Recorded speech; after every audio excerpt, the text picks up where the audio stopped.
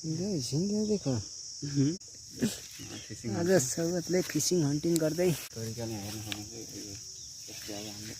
कस्तो गर्ने हो अब यहाँ 5 किलोको जति माछा पर्छ क्या त्यो तल चाहिँ गरिदेऊ न त्यो बेला त्यसले उस गर्दा रहेछ क्या त्यसै डिस्टर्ब हान्ने रहेछ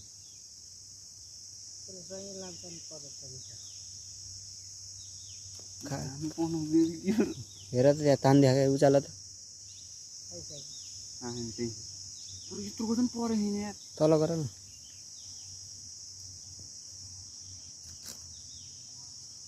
उताको अब क्या कि त्यही हो परो आई आछ यार आछ माछाहरू 3टा माछा थियो यार सानो खै यस्तो गर न उही खस्यो पर हरिक गरुङ गएको थियो हरिक गरुङ गएको थियो हाल न एउटा परेछ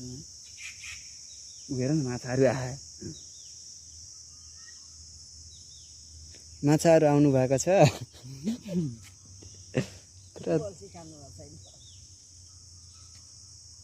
आयो आयो हेर न कति ठुलो आयो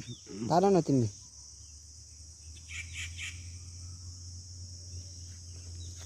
माछाहरू पनि बाठा हो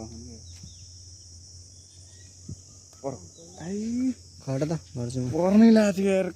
त्यो उस राखेको हुप राखेको भएन क्या कि मैले कस्तो गरेर क्या ठुलो माछा आएको थियो यस्तो गरेर